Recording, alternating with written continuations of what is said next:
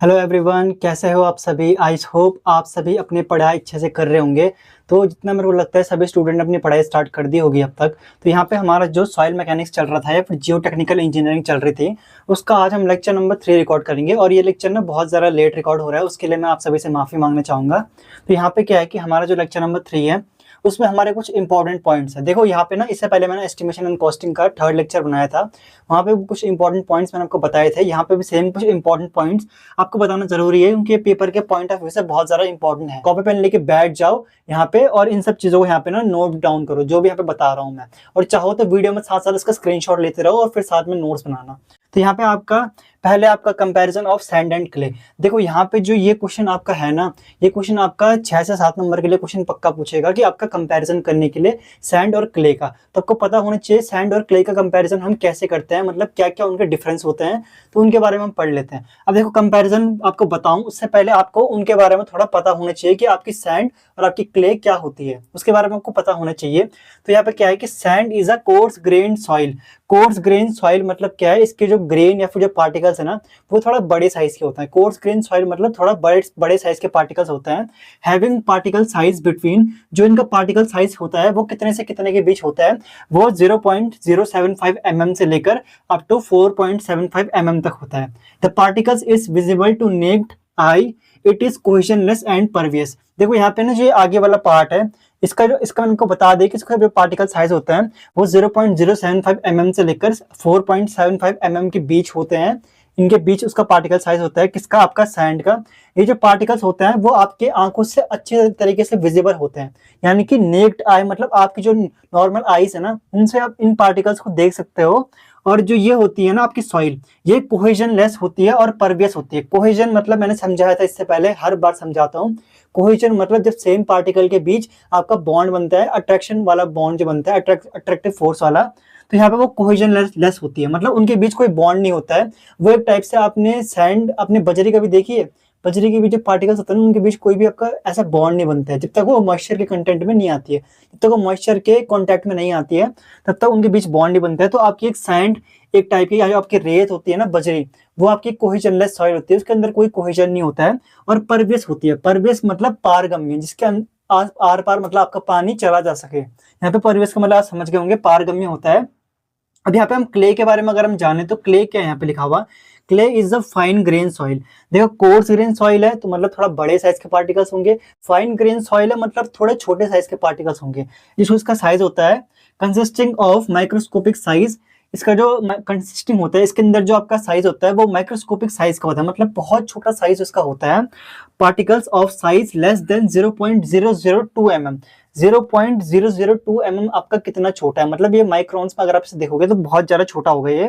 तो इस बहुत ज्यादा छोटे आपके ये पार्टिकल्स होते हैं। Consist of large quantity of clay minerals. Consist of large quantity of clay minerals, यहाँ पे क्ले वर्ड आया है। क्ले वर्ड आप क्या समझते हो, क्ले एक टाइप की सॉइल होती है। मैं आपको बताता हूँ क्ले सॉइल कैसी होती है। आपकी ऐसी सॉइल जो आपकी एकदम से बहुत ज्यादा गीली हो जाए, जो बहुत ज्यादा चिकनी हो जाए, और जैसी वो आपकी जो मिट्टी है अगर वो सूख जाए ना तो एकदम वो हार्ड रॉक टाइप की बन जाती है, तो वो आपकी क्या होती है, वो क्ले मिनरल होती है। उसके अंदर मिनरल्स बहुत ज्यादा होते हैं, समझे, नॉर्मल जो आपकी सॉइल होती है उससे। अब ये पॉइंट आप समझ गए होंगे। और यहाँ पे अगर आप देखोगे ना, थोड़ा मेरी वीडियो में ना आपको शैडो दिख रही होगी, तो मैं कोशिश करूंगा कि शैडो को थोड़ा आपका कम कर सकूं, क्योंकि मैंने थोड़ा लाइटिंग का चेंज करा, यहाँ पे है लाइटिंग का जो थोड़ा सेटअप था उसको चेंज करा, तो प्लीज आप थोड़ा मैनेज कर लेना। अब यहाँ पे आपको चीज समझ आ गई होगी। अब इसके बारे में कंपैरिजन देखते हैं आपके सैंड और क्ले का।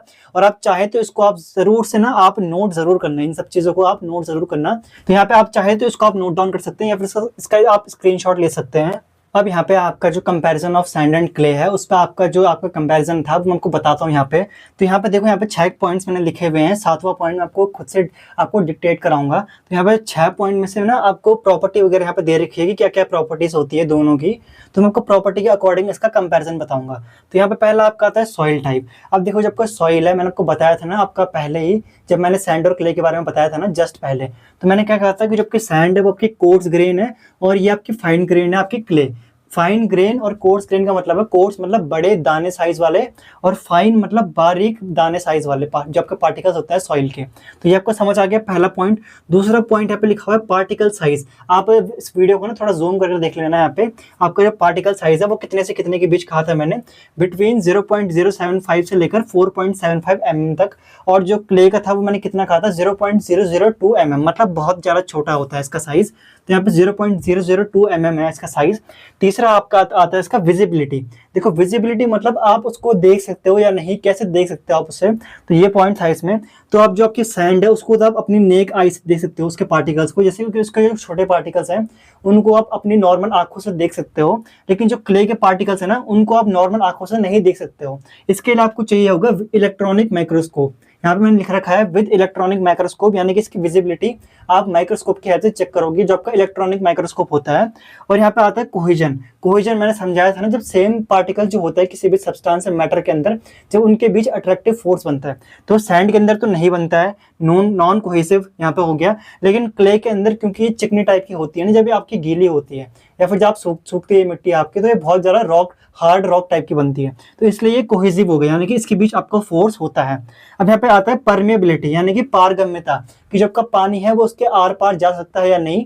तो यहाँ पे क्या है कि आपका सैंड जो होता है उसके पार्टिकल्स बहुत ज्यादा ऐसे टाइप के होते हैं, मतलब बहुत बड़े साइज के होते हैं, तो इनके बीच जो वॉइड्स होते हैं ना, इनके बीच से पानी निकल सकता है। ये जो फाइन ग्रेन सॉइल आपके सैंड, तो यानी इसके पार्टिकल्स बहुत ज्यादा मतलब छोटे होंगे, फाइन होंगे, बारीक होंगे, तो इसके बीच से आपका पानी निकलना बहुत ज्यादा मुश्किल होगा। यहाँ पे थोड़ा ब्राइट पार्ट आ रहा है शायद, तो आपको दिखेगा नहीं, लेकिन आप मेरी बात से समझ जाना यहाँ पे।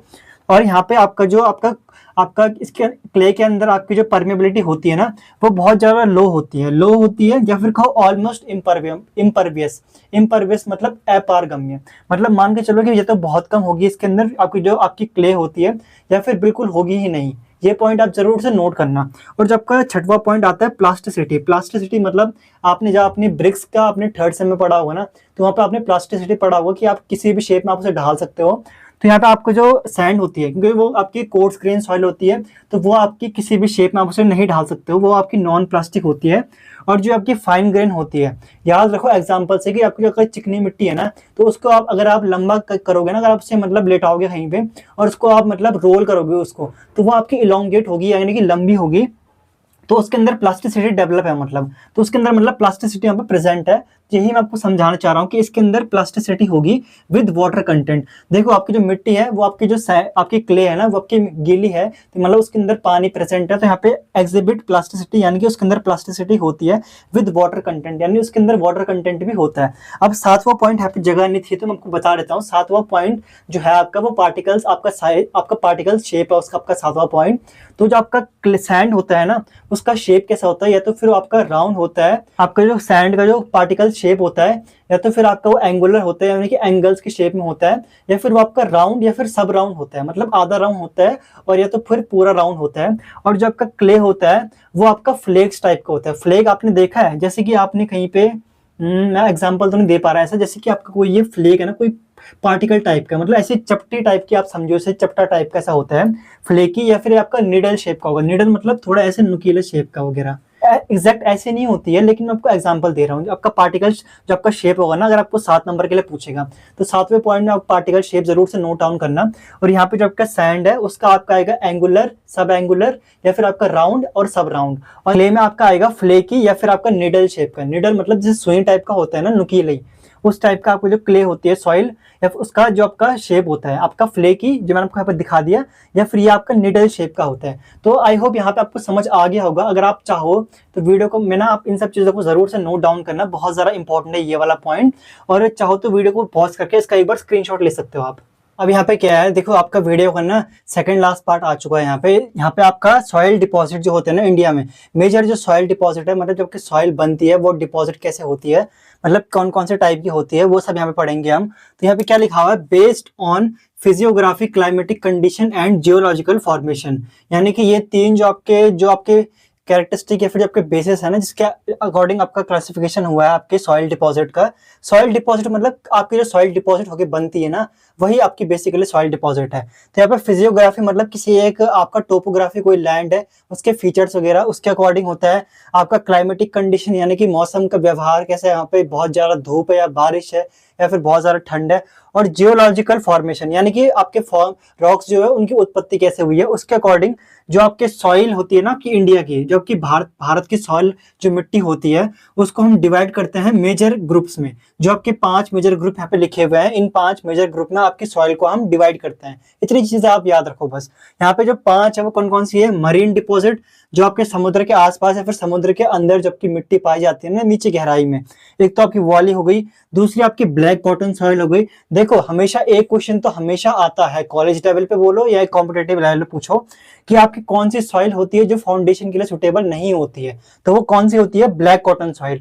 इसका रीजन क्या है? ब्लैक कॉटन सॉइल का रीजन इसलिए है क्योंकि इसके अंदर high percentage of organic matter होता है, इसलिए आपका ये फाउंडेशन के लिए इस्तेमाल नहीं होती है ब्लैक कॉटन सॉइल। और ये बहुत ज्यादा उपजाऊ होती है, इस चीज का आप ध्यान रखना, ठीक है? ब्लैक कॉटन सॉइल नाम सुन लो इसका।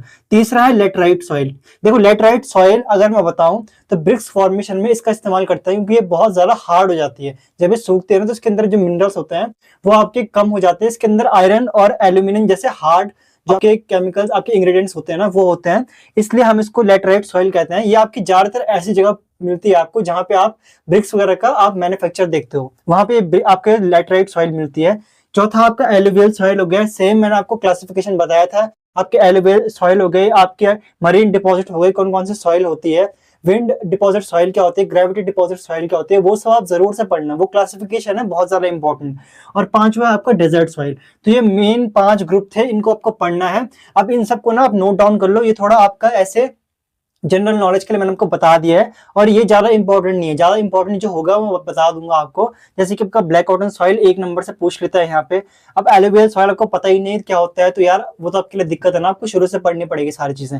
तो इसके बाद हम आपका एक लास्ट टॉपिक बचता है उसको हम कवर करते हैं, और फिर आपका लेक्चर आपका खत्म हो जाएगा। तो आप चाहे तो इसको नोट डाउन कर लो या फिर इसका स्क्रीनशॉट ले लो। अब यहाँ पे आप जो आपके इंपॉर्टेंट सॉइल है उसके बारे में हम थोड़ा पढ़ लेते हैं कि आपकी कौन कौन सी इंपॉर्टेंट सॉइल होती है। जहाँ पे जो भी मैं बताऊंगा ना उन सबका आपको जरूर से नोट करना है क्योंकि ये बहुत ज्यादा इंपॉर्टेंट है आपके लिए। तो यहाँ पे जो इंपॉर्टेंट सॉइल आती है, पहले तो आपकी आती है बेंटोनाइट क्ले। ये आपने पहली बार सुनेंगे, अब इसका नाम मेरे को मालूम है बेंटोनाइट क्ले, जो आप पहली बार सुन रहे हैं। मैं इसको आपको इजी लैंग्वेज में समझाता हूँ। तो जो आपकी बेंटोनाइट क्ले है, पहले ये क्या है? आपकी क्ले की एक टाइप की सॉइल है। तो मतलब क्ले का मैंने समझा दिया था कि क्ले एक्चुअल में होता क्या है।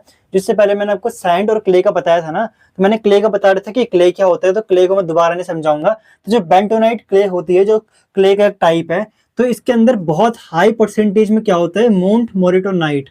यहाँ पे आप स्पेलिंग देख लो क्या है। मोंट मोरिटोनाइट एक आपका इंग्रेडिएंट होता है। बेसिकली ये आपका जो इंग्रेडिएंट है ये आपका क्ले मिनरल होता है, मतलब इसके अंदर बहुत ज्यादा आपके क्ले मिनरल्स प्रेजेंट होते हैं। अब क्ले मिनरल कौन से होते हैं वो आप खुद एक बार सर्च कर लेना, तो आपको समझ आ जाएगा कौन से क्ले मिनरल्स होते हैं। तो यहाँ पे जहाँ पे भी मोंट मोरिटोनाइट आएगा ना ये वर्ड, यहाँ पे स्पेलिंग देख लो, MONT मोंट, MORRITO मोंट मोरिटो, और NITE मोंट मोरिटोनाइट। मैंने आपको डिक्टेट भी करा दिया यहाँ पे। तो मोंट मोरिटोनाइट कुछ नहीं है, आपका बेसिकली क्ले मिनरल होता है, आप इसको ऐसे समझना। तो जिसके अंदर भी हाई परसेंटेज होगा मोंट मोरिटोनाइट का, वो आपका बेसिकली जो क्ले मिनरल होगा वो आपकी बेंटोनाइट क्ले होती है, जिसके अंदर बहुत हाई परसेंटेज होता है मोंट मोरिटोनाइट का। ये आपकी क्या होती है? हाईली प्लास्टिक होती है। हाईली प्लास्टिक मतलब किसी भी शेप में आप इसको ढाल सकते हो। हाई स्वेलिंग स्वेलिंग का मतलब क्या है? अगर कोई चीज स्वेल होती है मतलब वो फूलती है, जैसे कि आपका गुब्बारा है, या फिर आपकी कहीं पे कोई चोट लगती है ना, तो वो आपकी क्या होती है? वो उगने लगती है, फूलने लगती है, यानी कि वो स्वेल होने लगती है। और मिट्टी स्वेल कब होती है? जब उसके अंदर पानी भरने लगता है। और यहाँ पे श्रिंकेज मतलब क्या होता है? कंक्रीट में कई बार पढ़ा चुका हूँ, सिकुड़ना होता है। यानी कि आपका मिट्टी अगर ना कई बार सिकुड़ जाती है, बहुत ज्यादा हार्ड हो जाती है। तो ये चीज का आपको ध्यान रखना है, आपकी बेंटोनाइट क्ले होती है। Formed due to volcanic ash, यानी कि ये जो आपकी मिट्टी होती है ना बेंटोनाइट क्ले, वो आपकी वोल्केनिक ऐश, जो आपकी वोल्केनोस वगैरह से जो राख निकलती है ना, उससे बनती है। और आपको पता होगा ये चीज, जो आपकी ऐश होती है, कोई सी भी चाहे आपकी लकड़ी के जलने के बाद जो आपको राख मिलती है, वो बहुत ज्यादा उसके अंदर मिनरल्स होते हैं। ये चीज आप ध्यान रखना। इसीलिए हम राख को ना कई बार एज अ मतलब आपका जो खेत वगैरह में इस्तेमाल करते हैं ना, ताकि वो वेरी वेरी रिच होती है, मतलब न्यूट्रिएंट से बहुत ज्यादा रिच होता है आपका जो ऐश होता है, चाहे वो वोल्केनिक ऐश हो, चाहे वो किसी भी चीज के ऐश हो। राख बहुत ज्यादा मतलब उसके अंदर बहुत ज्यादा इंग्रेडिएंट्स प्रेजेंट होते हैं।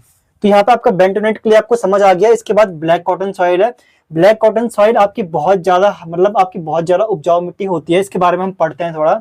Contains high percentage of montmorillonite, same वही चीज है कि यहाँ पे भी बहुत ज्यादा परसेंटेज होती है आपकी मोंट मोरिटोनाइट। और मैंने क्या बताया था, मोंट मोरिटोनाइट आपका एक क्ले मिनरल है, इतना आपको समझना है। इतना डिटेल में मत जाओ कि ये कौन सा क्ले है, मतलब कौन सा क्ले में कौन सा इंग्रेडिएंट है, ये चीज इतना आपको डिटेल में नहीं पढ़ना है। यहाँ पे भी सेम वही चीज है कि high swelling and shrinkage potential, यानी कि इसके अंदर बहुत ज्यादा मतलब फूलने की और बहुत ज्यादा सिकुड़ने की इसकी क्षमता है। पोटेंशियल मतलब क्षमता है बहुत ज्यादा। वेरी लो बेयरिंग कैपेसिटी, मैंने आपको ये चीज पिछले बार बताई थी, इससे पहले बताई थी कि जो आपकी ब्लैक कॉटन सॉइल है उसको आप फाउंडेशन में इस्तेमाल नहीं करेंगे। क्यों? क्योंकि हमें नींव चाहिए होती है मजबूत। और यहाँ पे जो आपकी ये मिट्टी है इसके अंदर very low bearing capacity, bearing capacity मतलब उसके झेलने की क्षमता ही नहीं है उतनी। तो यार पूरा स्ट्रक्चर मान के चलो आपके स्ट्रक्चर में बहुत ज्यादा न्यूटन का या फिर किलो न्यूटन का लोड पड़ता है आपकी फाउंडेशन पर डायरेक्ट, क्योंकि जो फाउंडेशन होता है वही आपके लोड को डिस्ट्रीब्यूट करते हैं पूरी बिल्डिंग की या फिर स्ट्रक्चर की। तो ये आपको इस मिट्टी को इस्तेमाल नहीं करना है, ब्लैक कॉटन सॉइल को, इस चीज का आप ध्यान रखेंगे।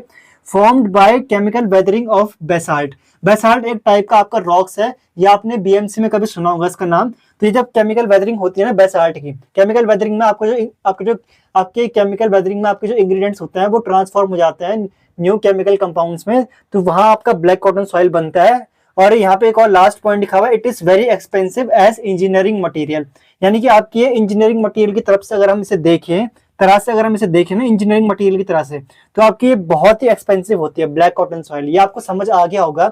यहाँ पे अभी 3 4 के 5 6 और थे, यहाँ पे 5 6 यहाँ पे और थे आपके जो सॉइल के टाइप्स है। मैंने यहाँ पे एक साथ नहीं लिखा है क्योंकि यहाँ पे कंजेस्टेड हो जाता है बहुत ज्यादा, आपके लिए दिक्कत होती। तो यहाँ पे ना आप इन चीजों को एक बार अच्छे से पढ़ लो, इन चीजों को नोट डाउन करो या तो फिर इसका एक बार स्क्रीनशॉट ले लो। अब यहाँ पे आपका लास्ट पार्ट आता है आपका जो आपके टाइप्स ऑफ सॉइल है या फिर जो इंपॉर्टेंट सॉइल जो आपके है, उसमें आपके 3 और आते हैं यहाँ पे। तो आपके कौन कौन सी है, ऑर्गेनिक क्ले हो गई, चौथा आपका लोम सॉइल और पांचवा आपका टफ। अब इनके नाम अपने सुने नहीं होंगे। पहली बात जो ये लोम सॉइल हो गई और टफ, इनके बारे में आपको जल्दी से बताता हूँ मैं। पहला आपका ऑर्गेनिक क्ले क्या होता है। ऑर्गेनिक क्ले है तो मतलब क्ले का ही एक एग्जाम्पल है, जैसे कि क्ले का टाइप होता है ना आपके, तो वही आपका ऐसे क्ले का एक टाइप है आपका। Soil mixed with decomposed vegetation and dead and decay matter, यानी कि जो मिट्टी होती है ना ऑर्गेनिक के मतलब इसके अंदर कुछ ना कुछ ऑर्गेनिक कंपाउंड भी प्रेजेंट होगा। तो यहाँ पे आपका क्या होता है, डिकम्पोज्ड वेजिटेशन मतलब जो भी आपके कोई भी अगर आपके मैटर वगैरह हो गया ना या फिर कोई भी सब्सटेंस होगा जो डिकम्पोज हो सकता है, तो वो डिकम्पोज वेजिटेशन में आता है। और डेड डिके मैटर, यानी कि डेड और डिके मैटर में आपका ऑर्गेनिक मैटर आ सकता है, इनऑर्गेनिक मैटर आ सकता है, कोई सा भी आ सकता है। तो इसमें हम आपका ऑर्गेनिक क्ले उसे कहते हैं, इसमें आपका डिकम्पोज वेजिटेशन होता है और या फिर उसमें आपका डेड और डिके मैटर होता है। डेड और डिके मतलब ये तो मरा हुआ या फिर सड़ा हुआ मैटर होता है, उसको हम ऑर्गेनिक क्ले कहते हैं। अब ऑर्गेनिक क्ले में आपका एग्जाम्पल कैसे होता है, जैसे कि आपका एग्जाम्पल यहाँ पे है मक, MUCK मक। ये क्या होता है बेसिकली आपका, ये जो आपका एक टाइप का एग्जांपल है ना आपका ऑर्गेनिक क्ले का, इसमें आपका इनऑर्गेनिक और ऑर्गेनिक मैटर प्रेजेंट होता है। ये चीज मैं यहाँ पे आपको हाईलाइट कर देता हूँ कि आपका जो मक होता है ना इसके अंदर आपका इनऑर्गेनिक और ऑर्गेनिक मैटर प्रेजेंट होता है। ये आपका एक टाइप से ऑर्गेनिक क्ले का एग्जाम्पल है। फिर ऐसे समझो कि ऑर्गेनिक क्ले में अगर आपका मक आता है तो वो आपका क्या होता है, इसके अंदर आपका इनऑर्गेनिक और ऑर्गेनिक मैटर प्रेजेंट होता है।